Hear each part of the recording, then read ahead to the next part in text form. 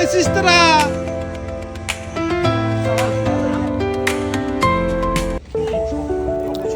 ব্যস্ত জীবনের ফাঁকে নিমন্ত্রণ যেন এক টুকরো আনন্দের উপলক্ষ। আত্মীয় স্বজন কিংবা বন্ধুদের বাড়িতে নিমন্ত্রণ খাওয়া আমাদের সংস্কৃতির একটি সুন্দর অংশ। কিন্তু কিছু কিছু নিমন্ত্রণ শুধু খাওয়া দাওয়া বা আড্ডার মধ্যে সীমাবদ্ধ থাকে না, সেগুলো হয়ে ওঠে স্মৃতির অ্যালবামে যত্ন করে রেখে দেওয়ার মতো এক একটি গল্প। সম্প্রতি এমনই একদিনের সাক্ষী হওয়ার সুযোগ হয়েছিল আমাদের।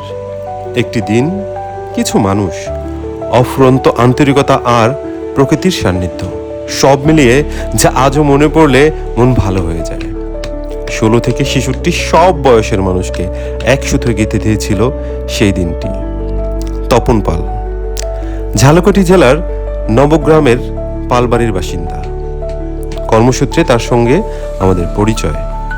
একদিন খুব সহজভাবেই তিনি জানালেন আমাদের সবাইকে তার বাড়িতে নিয়ে আপ্যায়ন করবেন। ছুটির দিন মিলিয়ে আমরা যাওয়ার দিন ঠিক করলাম।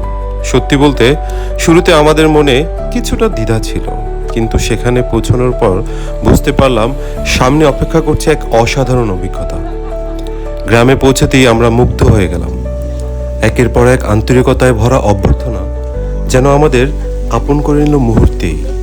মাটির তৈরি ঘরবাড়ি ও নান্দনিক স্থাপনাগুলো গ্রাম বাংলার ঐতিহ্যকে যেন নতুন করে চোখের সামনে তুলে ধরেছিল। চারপাশের সবুজ প্রকৃতি, নির্মল বাতাস আর মাটির সোদা গন্ধ শহরে ক্লান্ত মনকে নিমিষেই সতেজ করে দিল। অতিথিদের জন্য আয়োজনের ছিল না কোনো কমতি। নিজেদের গাছের তাল, পেঁপে, ডাব, কাঁঠাল, আম প্রকৃতির উপহার যেন উজাড় করে সাজিয়ে রাখা হয়েছিল।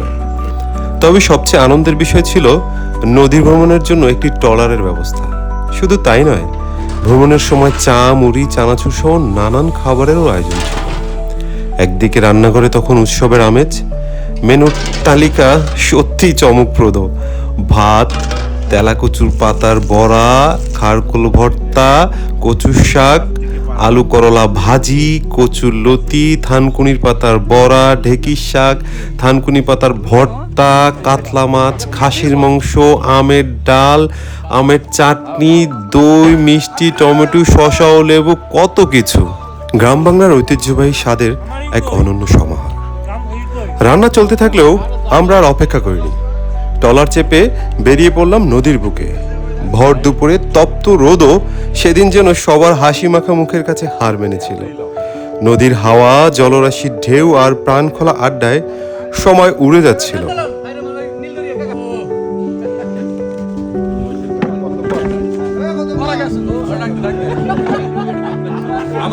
আমার এই ভাষার লাগে এই ভাষার বাইরে লোক আছে আমি জানা নাই। ইউরোপিয়ান ভাষায় কথা কইলে তো ওরা বুঝবে না।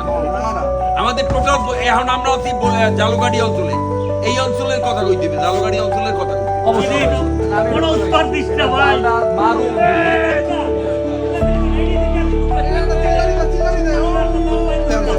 ভালো একটা ব্লগ মিঠুন নাকি আয়তনে কম কর রংসা ভাই।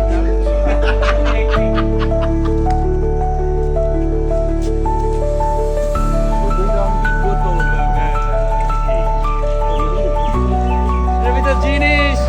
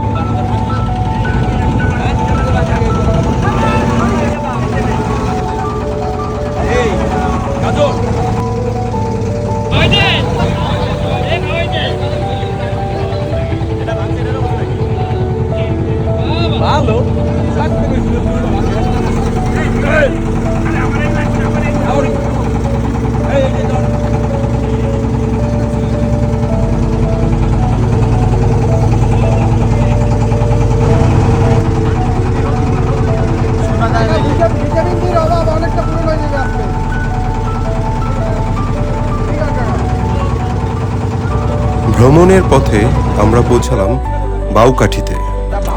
এখানকার মিষ্টির খ্যাতির কথা আগেই শুনেছিলাম, তাই দল বেঁধে চলে গেলাম মিষ্টির দোকানে। মিষ্টিগুলোর স্বাদ ও বৈচিত্র্য শহরের মিষ্টি থেকে অনেকটাই আলাদা।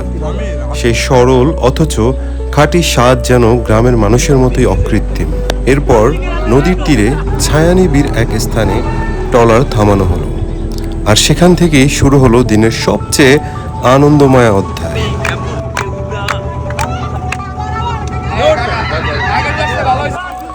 আমাদের সঙ্গে থাকা শ্রদ্ধেয় বড়রা যেন মুহূর্তেই তাদের বয়স ভুলে গেলেন।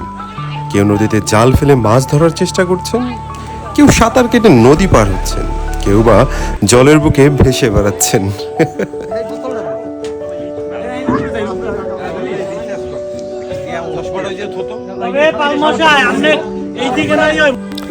তাদের উচ্ছ্বাস দেখে মনে হচ্ছিল শৈশব আর যৌবন কখনো সত্যিই হারিয়ে যায় না, সুযোগ পেলেই আবার ফিরে আসে।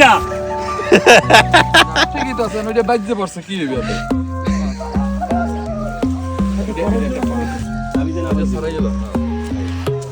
Baila conmigo.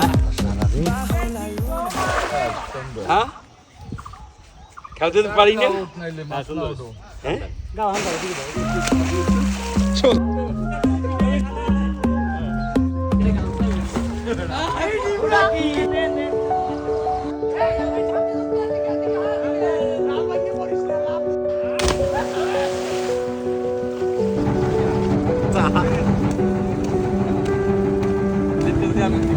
হাসি, গল্প আর আনন্দে ভরপুর কিছু সময় কাটিয়ে আমরা আবার পালবাড়িতে ফিরে এলাম।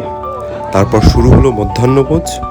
এত যত্ন, এত ভালোবাসা আর এত আন্তরিকতার সঙ্গে পরিবেশিত খাবারের স্বাদ শুধু জিভে নয়, মনে গিয়েও লেগে থাকে।